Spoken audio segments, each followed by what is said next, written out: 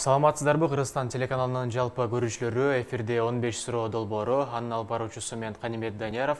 Бүгүн бизде конокто акын алып баруучу Акбар Кубанычбеков. Саламатсызбы?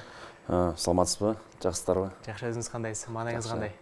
Маанай сонун, буюрса, сиздердин каналга келип, Кыргызстанда сүйлөп атабыз деп. Даярсызбы? Ооба. Анда эмесе кеттик. Алгачкы суроо. 15 суроого, э? Акбар Кубанычбеков бул Акбар Кубанычбеков Нарын облусуна караштуу Ат Башы районунда жарык дүйнөгө келген 1992 жылы. Азыркы тапта Бишкек шаарында жашап иштеп, ырлар жазып жүрөт. Ата эненин жакшы көргөн баласы, жубайынын сүйүктүү жолдошу. Азаматсыз. Экинчи сурообуз. Көбүнчөсү бирөөнү сүйүп калып, ыр жазып калгам дешет. Сизчи? Ошо ырдын баары негизи сүйүүдөн башталат экен. Баланы илак кылган шоколад, акын кылган махабат дейт экен. Биз дагы ошо башында мектеп жашыбыздан чоң класста кыздар жакшы көрүп, ушундай болот го. Ошондо башталган. Ошондо ыр жазуулар ойгонуп кеткен. Алар баары карабайт да. Карабай койгондо ыр жазылып башталат да. Карай берсе каяктан ыр жазбайсың да. Алгачкы ырыңыз кайсы ыр болду эле ошондо? Мен алгачкы ырым балалыкты сагынуу деген ыр болгон. Өзүм бала болуп туруп эле ошо балалыкты сагынып өттүрөм. Андан мурдагы балалыгымдычы. Мектепке баргы чакты балдар жыргал болот го. Оюңа келгенди кылып, үйдө хан болуп, мектепке баргандан кийин үстүңө сумкеңди илип туруп кетиргенде болду. Ошо мен турмуштун эмеси башталат экен да. Ага чейинки күндөр, сагынган күндөрдө ыр кылып жазгам. Үчүнчү суроо. Жубай тандоодо эмнеге көп көңүл бурдуңуз? Жубай тандоодо негизи 3 нерсеге көңүл буруш керек деп коет экен. Бул эң биринчи ыйманына, экинчи сулуулугуна, үчүнчү болсо статустук, социалдык абалына. Бул ата энеси же болбосо ал мисалы жубайыңдын финансылык баягы көрсөткүчү сеникинен ылдыйраак болуш керек экен негизи. Бул биздин динибизде айтылган экен да. Ошол нерселерге көңүл бөлдүм. Кудайга шүгүр, баары жакшы. Жакшы. Силер да ошого көңүл бөлгүлө. Төртүнчү сурообуз. Эркек ыйлабайт дейт. Сиз акыркы жолу качан жана эмне себептен ыйладыңыз эле? Эркек ыйлабайт деп айтканга көппен кошулбойм негизи. Таш жүрөктөр эле ыйлабаса, негизи баары эле ыйлайт болуш керек. Өзгөчө биз могу пандемия учурунда жаман көп ыйладым мен. Себеби күндө Инстаграмды же болбосо Фейсбукту социалдык тармакты ачсаң, сен менен чогуу жүргөн адамдар кетип атты. Керек болсо барып топурак сала албай, жаназасына тура албай калган учур болду. Өзгөчө мына Элмирбек Иманалиев, Зайырбек Ажыматов да, Чубак ажы да аябай кыйналдым да мен. Ошондо азыркыга чейин жана видеолорун көргөндө жаман болуп кетип атам. Бешинчи сурообуз. Жашоодо акылдуулар көп. Эмнеге? Негизи акылдуулар сүйлөбөйт дейт да. Азыраак сүйлөп, көбүрөөк тыңшайт экен. Акылсыздар сүйлөй берет дейт экен. Менин оюмча акылдуу көрүнөбүз деп сүйлөшөт го. Акылдуу көрүнөбүз деп Сүйлөй беришет. сүйлөшөт. Акылдуу деп ойлоп калсын деп. Алтынчы сурообуз.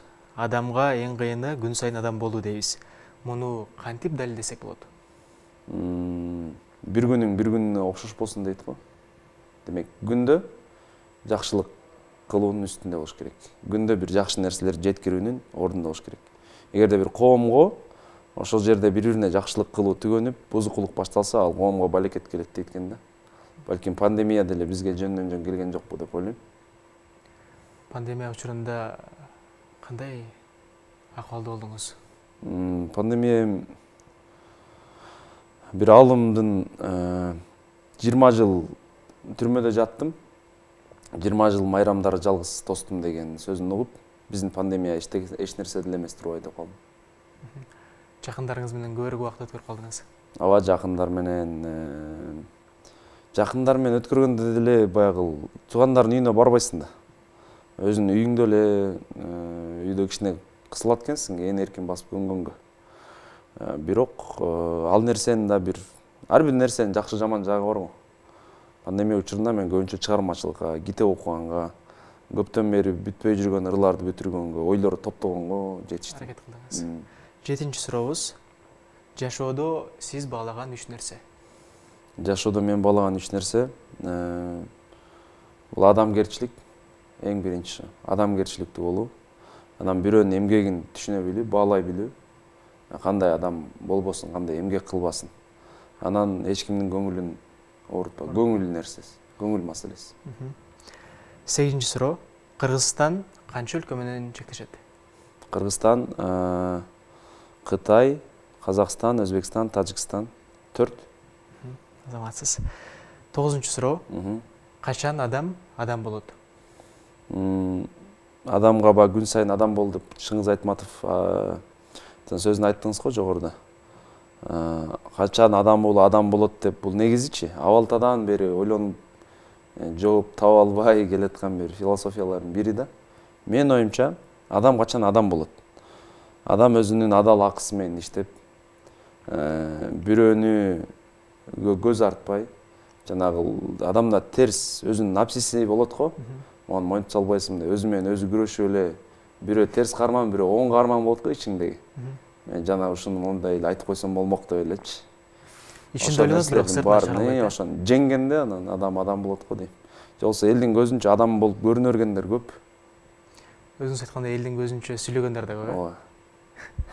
Жакшы. 10-чу суроо. Эң чоң жоготуу бул? Эң чоң жоготуу бул бүгүнкү өткөн күнүң да.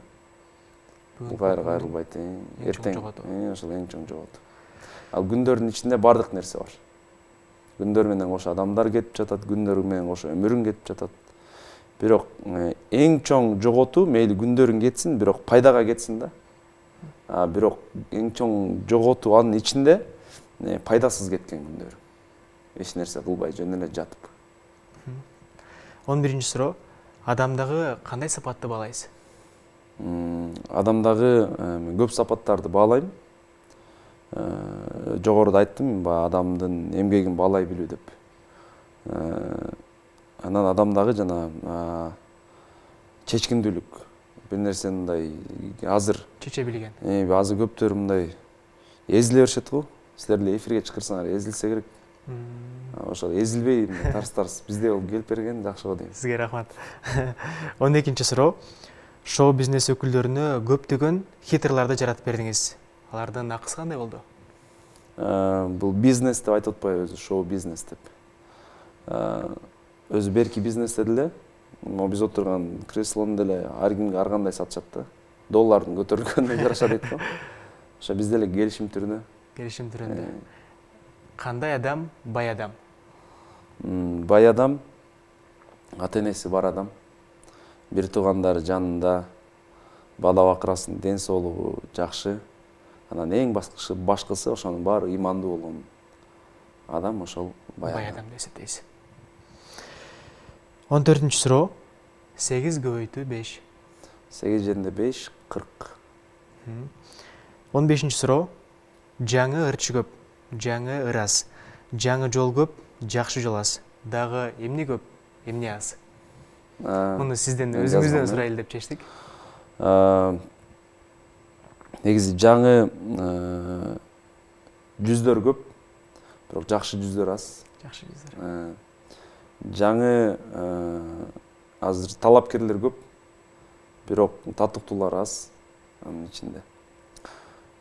Жаңы кийимдер көп, бирок сапаттуулар аз. Жаңы машинелер көп, бирок жакшылар аз да анын ичинде да.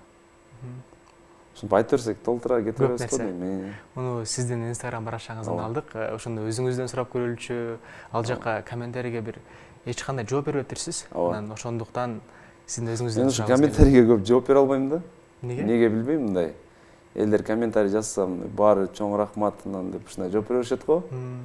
Уялырым ошо комментарийге кайра жооп бергенде. Сен бир нерсе чыгардың, алдар элдер астына ойын жаш керек, эгер бир суроолор болсо жооп берсең болот болуш керек. Суроо берип кайрылса жооп бериш керек. Анан жөн эле мындай баягы актуалдуулукту же болсо ошол Инстаграмдагы популярдуулукту жогорулатам деп эле баардыгына жаза берет го кээ бир кишилер. Ал нерсени сыкпайсыз. Андай боло албайм да. Уялып кетем мен. Жөн эле убактың да текке кетип атат биринчиден. Экинчиден болсо бул сен жүрөктөн кылбай элесиң ал нерсени. Жөн эле мындай механизациялап коесуң. Кол менен эле жазып коесуң. Мен жазбайсың да. Сизге суроолорубуз жактыбы? Жакты. Кайсыл суроо оригиналдуу болду сиз үчүн? 8 жөнүндө 5 деген. Мага жана 3 адамдагы 3 жакшы сапат дегениңиз жакты. Мен да мындай мурда 3-2 деп бөлбөптүрмүн, эми сапаттар көп го, бирок азыр өзүм айтып алып да чынында ушулар жакшы эмес беле деп калдым. Сизге чоң рахмат, эфирибизге келип алтындай убактыңызды бөлүп, куттуу студиябызга келип бергениңиз үчүн дагы бир жолу терең ыраазычылык билдиребиз. Сиздерге дагы урматтуу Кыргызстан телеканалынын жалпы теле көрүүчүлөрү, кадимет жалпы сиздердин эмгек жамаатыңыздарга чыгармачылык ийгиликтерди каалайм.